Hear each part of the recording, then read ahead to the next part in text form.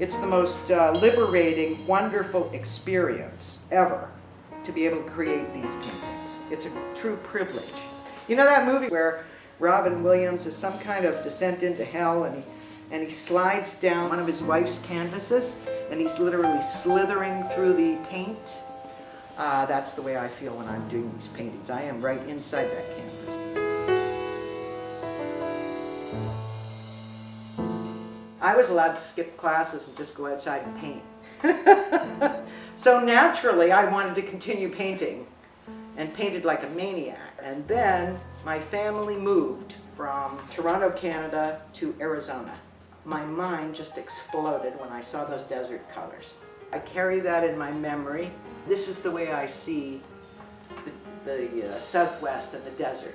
The turquoise of the sky and the rock and the gold and the black. And it was a wonderful experience for me. Expansive and beautiful in terms of looking at color. Then I got married and moved back to Toronto. I worked with a fellow named Marshall McLuhan, who was the guru of the 60s and the 70s. He coined the phrase, "the medium is the message."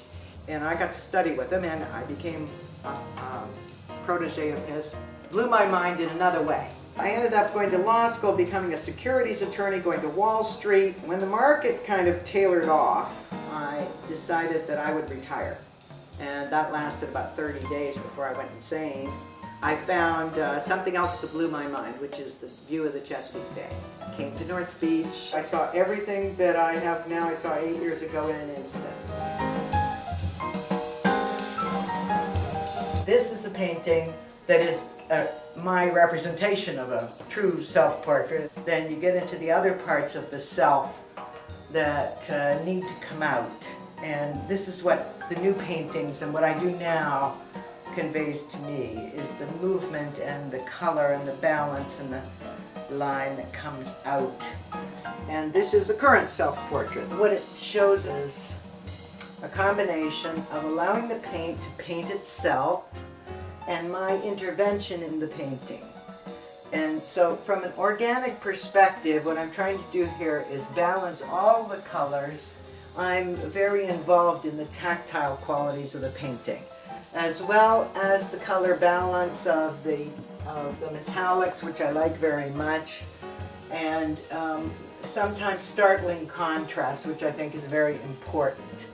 So the concept being, hopefully, that someone looking at it is going to become so involved with the canvas itself that it's going to take them many, many, many years to figure out what they're looking at.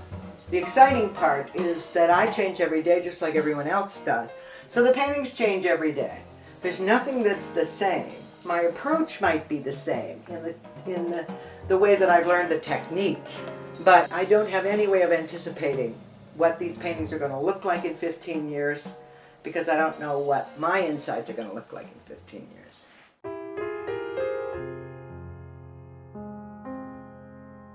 So one of the great things I've had an opportunity to do in the past several years is travel all around the world. And this is a representation of my visit to the Golden Triangle, with Thailand, Burma, and Laos coming together, and the colors that I saw there and the people that I saw there. This is Africa, to me.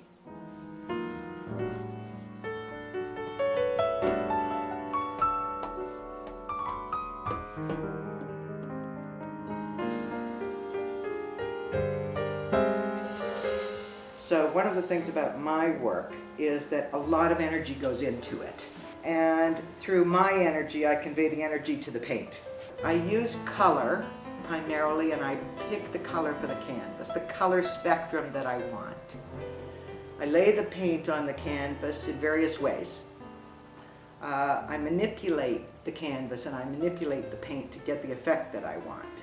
Maybe as you think about it and you get a little smarter about who you are and where you fit into this grand scheme of things, you get to trust that inner voice of yours as the thing that directs you, to put your inside on the outside. Because one of the things the artist does, which is incredibly embarrassing, is to put their inside on display for everybody to see.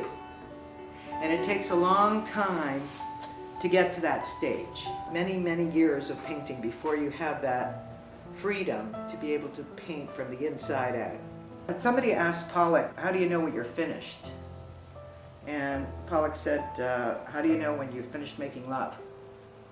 Which I thought was the right answer.